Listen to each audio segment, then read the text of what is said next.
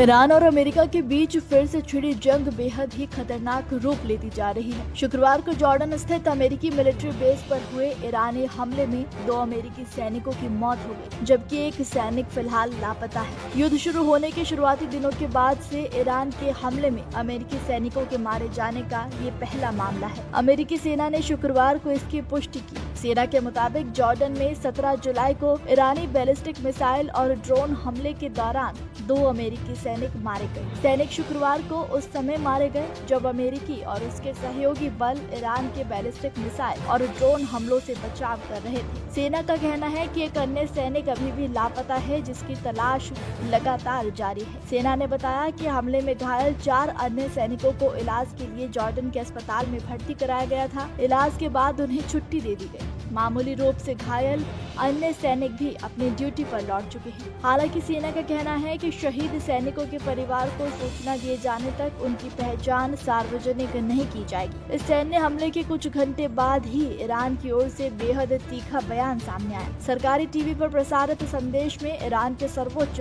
Mojtaba Khamenei ने कहा, अगर अमेरिका अपने हमले नहीं रोकता है तो उसे ऐसा सबक मिलेगा जिसे वो कभी नहीं भूल पाएगा। उन्होंने राष्ट्रपति ट्रंप के दस्तखत को बेकार और अमान्य बताते हुए कहा कि अमेरिका ने करीब 1 महीने पहले हुए अंतरिम समझौते का सम्मान नहीं किया। इसी वजह से ईरान भी अब उस समझौते को लागू नहीं मानता। इस कड़े रुख के कारण दोनों पक्षों में तनाव चरम पर पहुंच गया है। ईरान ने अमेरिका के साथ 1 महीने पहले हुए समझौते से पीछे हटने का ऐलान किया है। उप विदेश मंत्री काज़ेम गरीबाबादी ने कहा कि अमेरिका ने खुद समझौते का उल्लंघन किया, इसीलिए तेहरान अब उसकी शर्तों का पालन नहीं करेगा। तो वहीं हॉर्मुज स्ट्रेट के आसपास फिर से बढ़ते तनाव संघर्ष के बीच पाकिस्तान और कुवैत ने अमेरिका और ईरान से पिछले महीने हुए इस्लामाबाद समझौता ज्ञापन का सम्मान करने और तनाव बढ़ाने वाले कदमों से बचने की अपील की। ये अपील शनिवार को पाकिस्तान के विदेश मंत्री इशाक डार और कुवैत के विदेश मंत्री शेख जर्राह जाबेर अल अहमद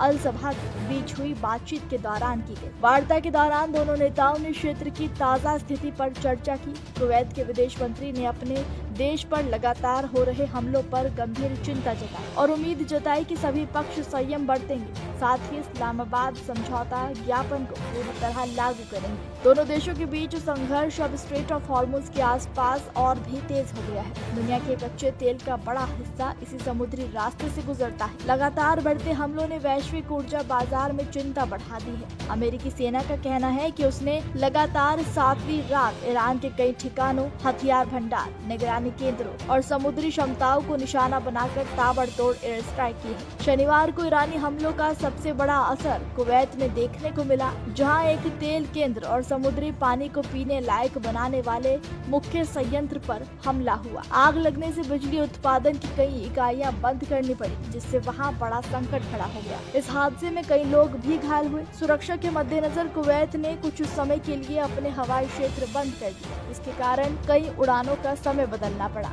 उधर इराक ने दावा किया कि उसने इरबिल के ऊपर कई ड्रोन मार गिराए। जॉर्डन ने भी अपनी वायु रक्षा प्रणाली से ईरानी मिसाइलों को रोकने की बात कही। बहरीन और सऊदी अरब में भी मिसाइल अलर्ट जारी किए गए। खाड़ी सहयोग परिषद यानी GCC ने नागरिक ठिकानों पर हुए हमलों की निंदा करते हुए ईरान पर गंभीर आरोप लगाए। कुवैत के विदेश मंत्रालय ने इन हमलों को जघन्य बताते हुए कहा कि ईरान लगातार नागरिक ठिकानों और जरूरी बुनियादी ढांचे को निशाना बना रहा है, जो अंतर्राष्ट्रीय कानून का गंभीर उल्लंघन है। कुवैत ने ईरान को इस हमले के लिए पूरी तरह जिम्मेदार ठहराते हुए तुरंत हमले रोकने की मांग की।